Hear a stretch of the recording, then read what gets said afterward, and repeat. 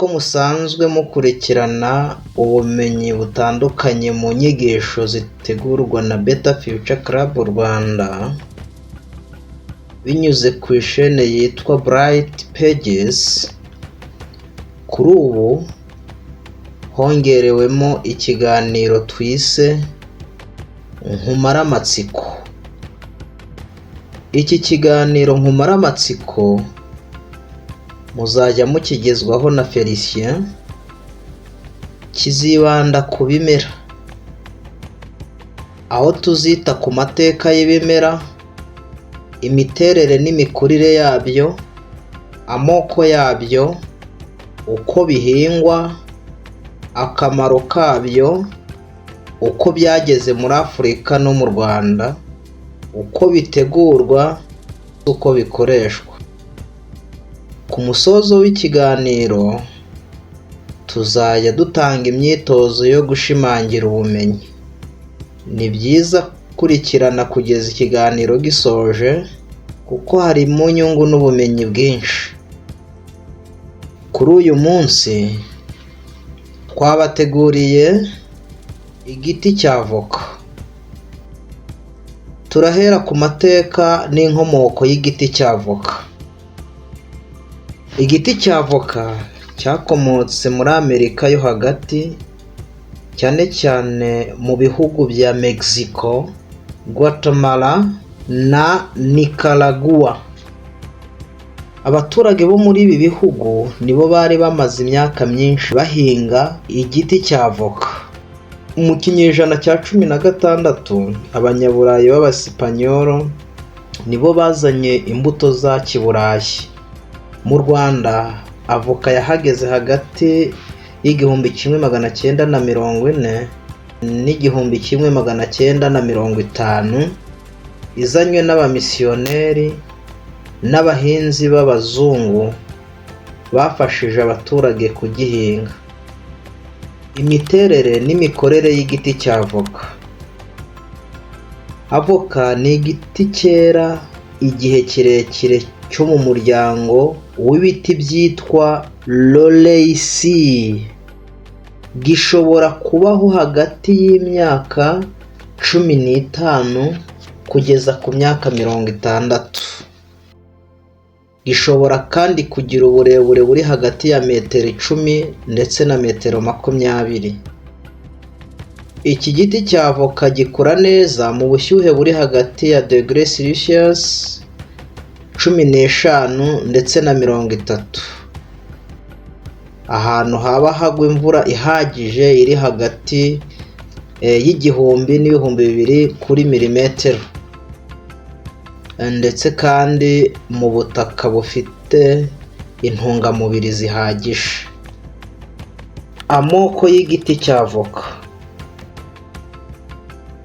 Igiti cya avoka gifite amoko 3: Mexican rice. Iki cyaturutse muri Mexico, gikurira mu bice bikonja, kikagira imbuto nto kandi kikagira impumuro nziza. Ubundi bwoko ni ubwo giti cyitwa Guatemalan rice, cyakomotse muri Guatemala. Kigira imbuto nini, kikagira igishishwa gikomeye, kigakurira mu kirere giciriritse. Ubwoko bwa gatatu bwitwa Western Indian rice, gikomoka muri Caraïbe. Iki giti gikunda ahantu hashyushye, cyera imbuto nini cyane, zikagira amazi menshi. Uko igiti cya avoka gihingwa. Imbuto ziterwa mu murama aribyo twita nursery mu gihe cy'amezi 3 kugeza kuri 6, nyuma bakazibangurira. Avoka ishobora guterwa ku mbuto aribyo twita seed propagation, cyangwa ku rubuto rwatewe ku giti aribyo bita grafting, icyo kuzirikanwa ni uko guhinga neza, gusasira, kuvomerera, gukata amashami apfuye no kurwanya indwara ni ingenzi cyane ku bahinzi bahinga igiti cya avoka. Akamaro k'igiti cya avoka. Igiti cya avoka gifite umumaro kuva ku mababi kugeza ku mizi.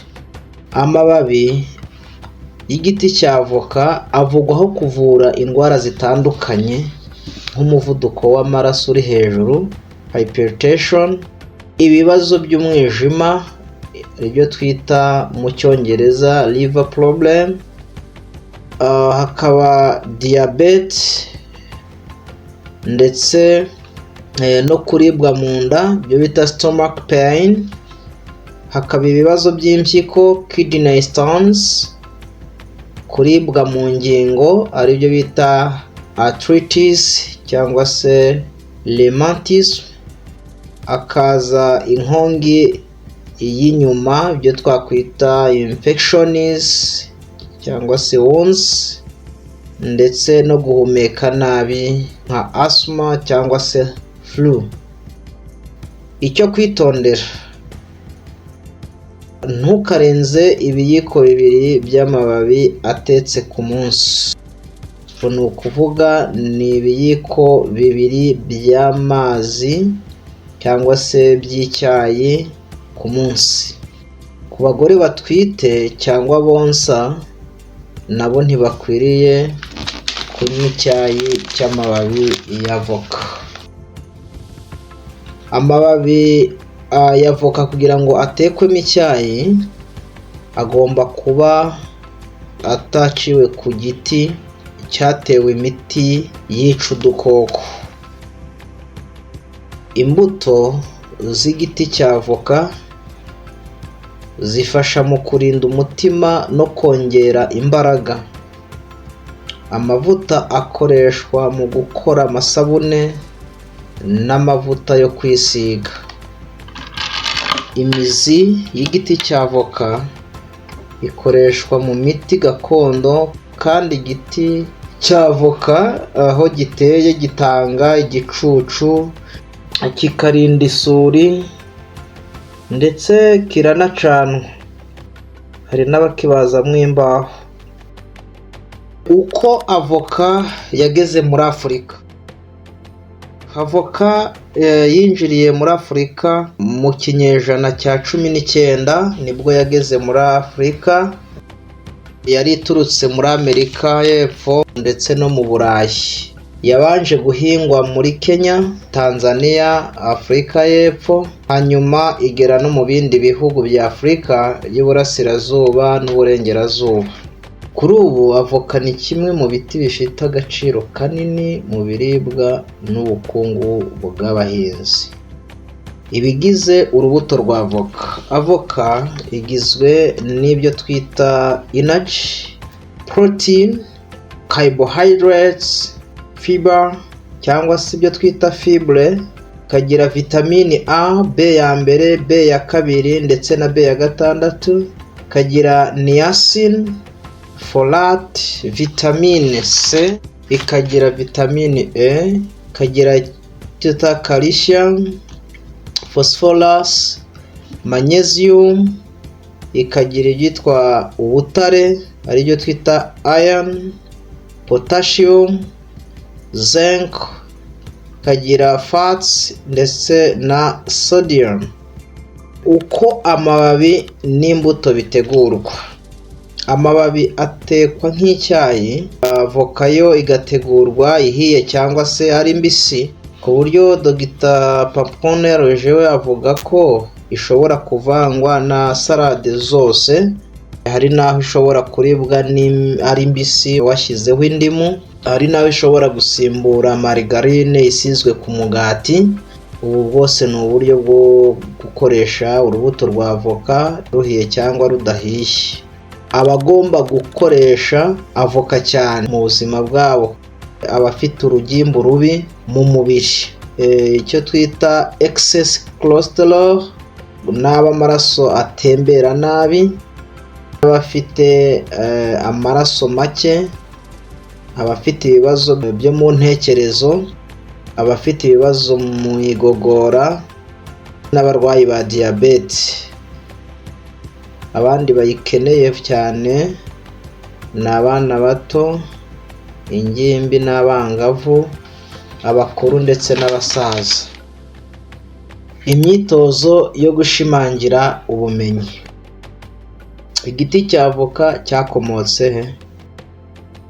Ni ibihe by'ingenzi avoka ikenera ngo ikure neza? Tanga amoko 3 y'ingenzi ya avoka usobanure aho akomoka. Ni akahe kamaro k'amababi ya avoka? Ni iki cyatumye avoka ikwirakwira muri Afurika?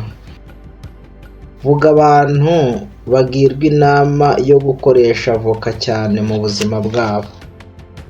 Ni bande batemerewe kunywa icyayi cy'amababi ya avoka? Byaba byiza avoka iriwe ryari kubera iki? Umaze kumva iki kiganiro urumva ukunze avoka? Vuga mu 50 icyo wayikundiye. Ni iyihe nama wagira abaturage bahutuye?